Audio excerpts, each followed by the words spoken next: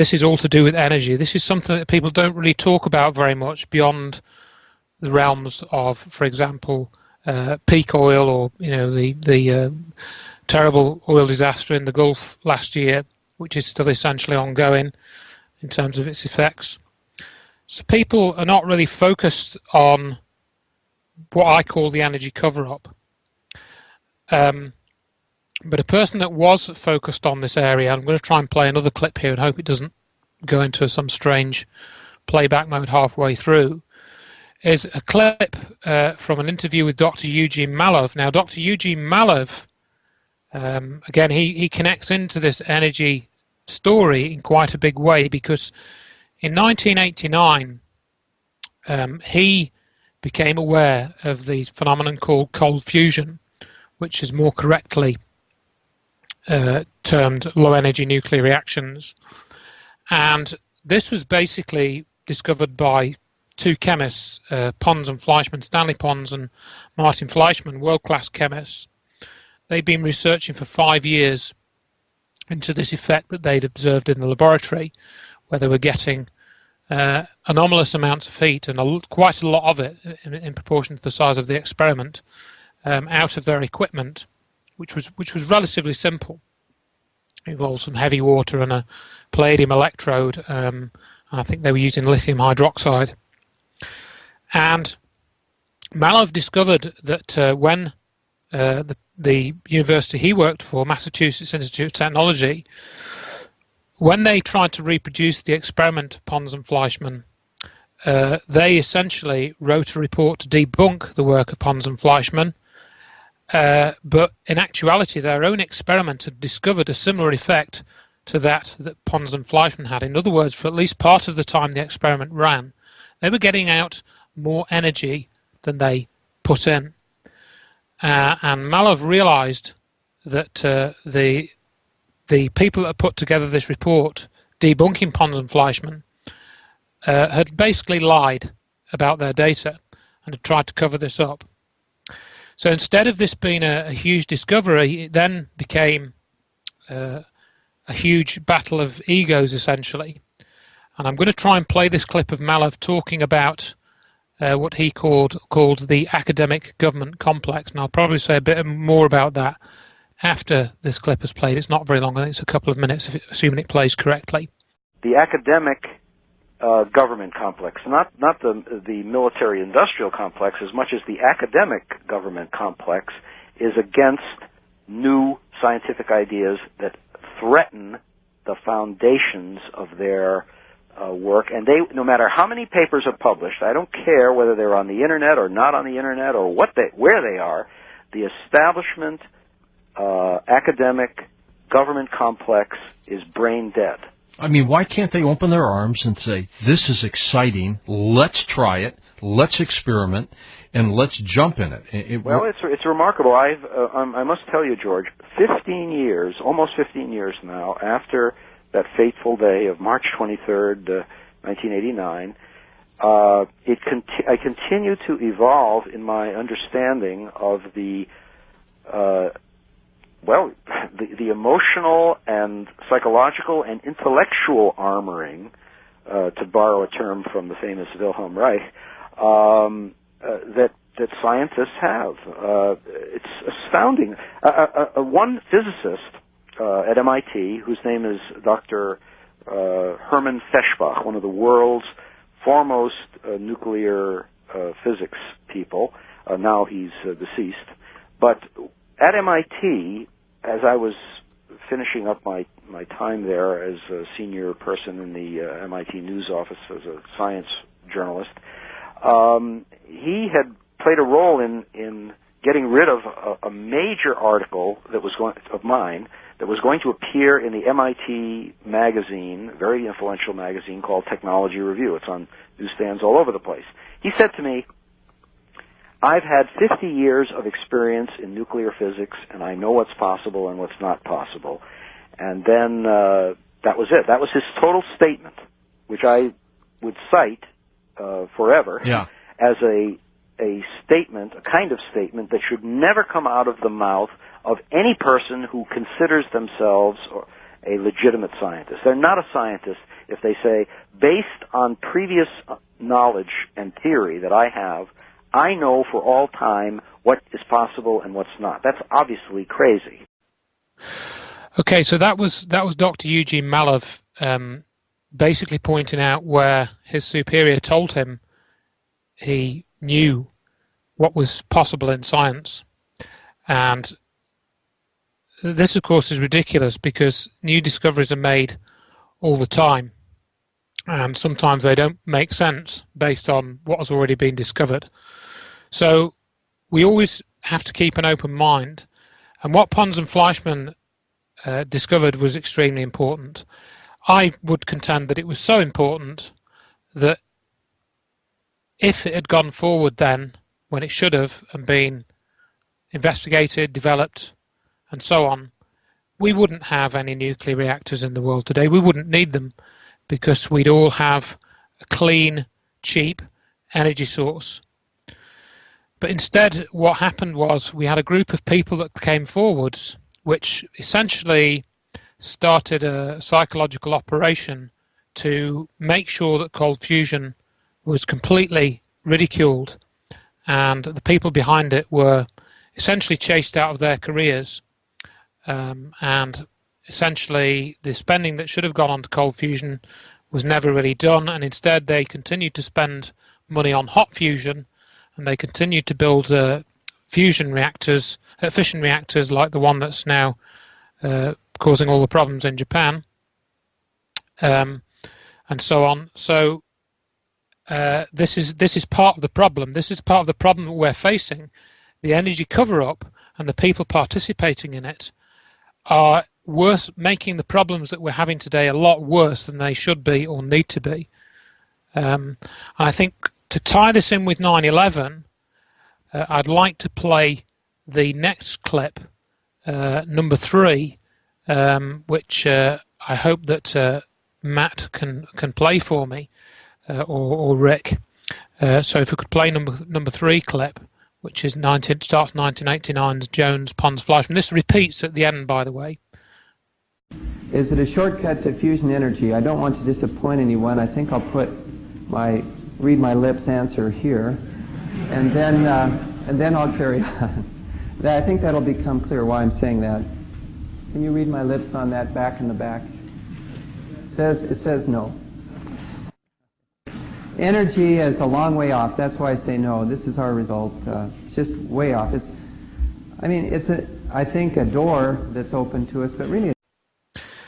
So that was somebody called Stephen E. Jones. Now, where have we heard that name before? Well, that name is the name that brought forward the theory of thermite being used to destroy the World Trade Center.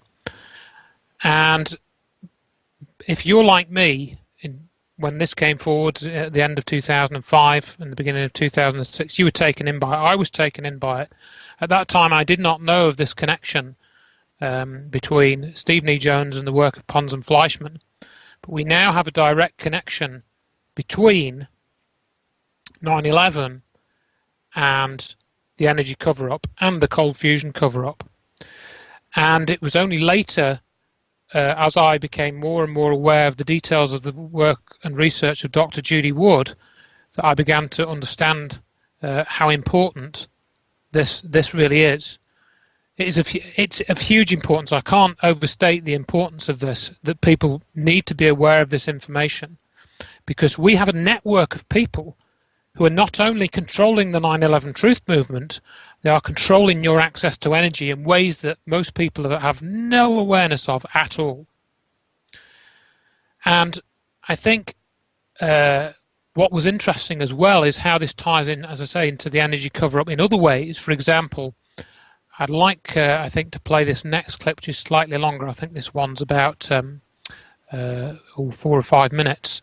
It's about three and a half minutes, this clip, because this, before I play that, this was another free energy technology which was developed by somebody called Bruce De Palma, and it's called the N machine.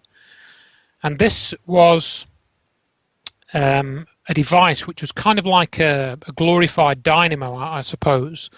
And De Palma worked on this for a number of years and developed it. It was actually based on an original sort of concept of a Faraday induction motor, which was over 100 years old. And De Palma seemed to have discovered that rotating objects, you could exploit the inertia of rotating objects in a specific way and couple that with a type of dynamo to get out, again, more energy than you put in. And modern science is basically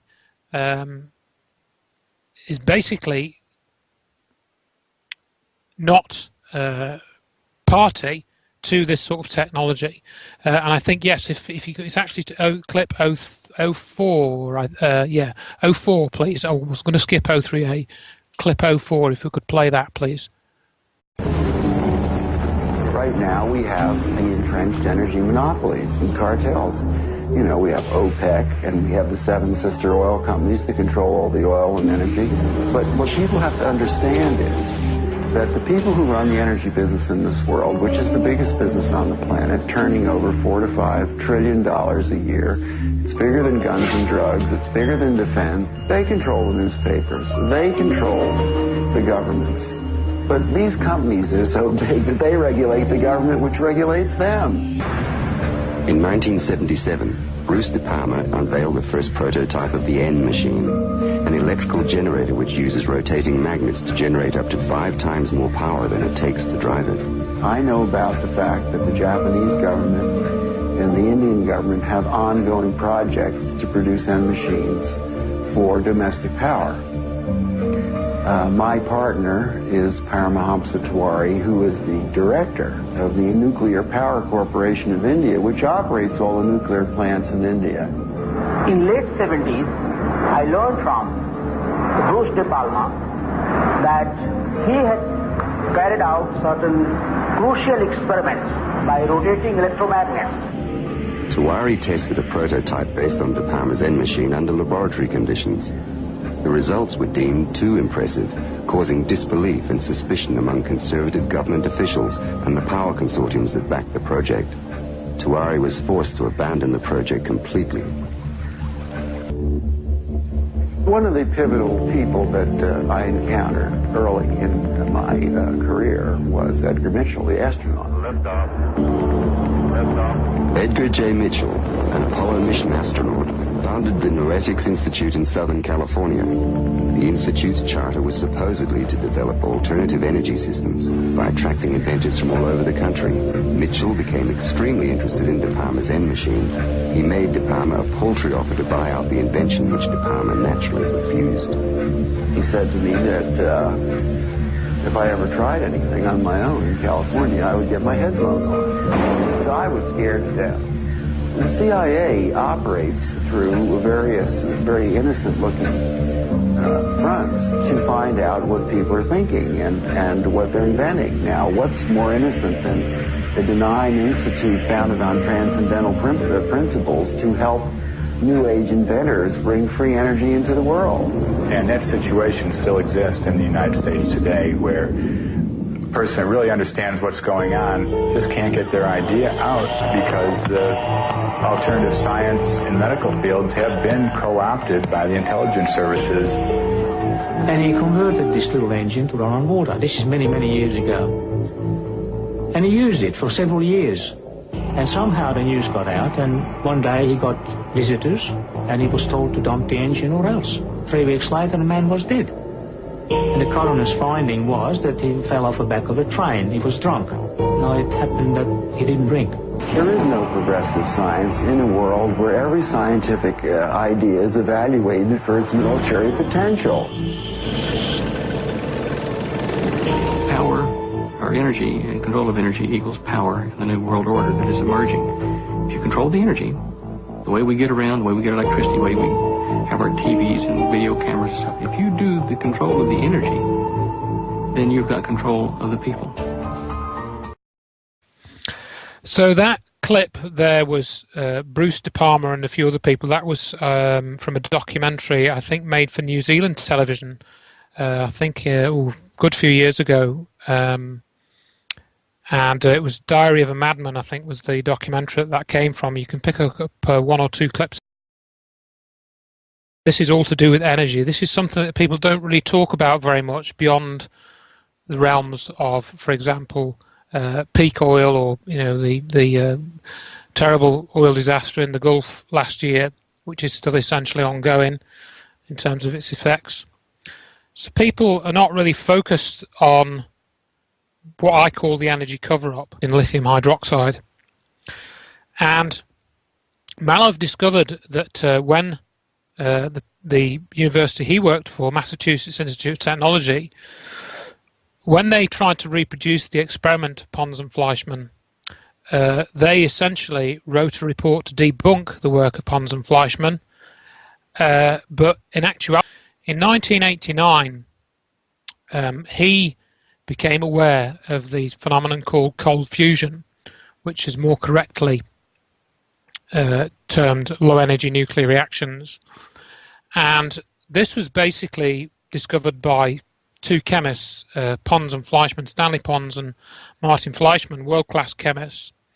They'd been researching for 5 years into this effect that they'd observed in the laboratory, where they were getting anomalous amounts of heat, and quite a lot of it in proportion to the size of the experiment, out of their equipment, which was relatively simple. It involved some heavy water and a palladium electrode, and I think they were using.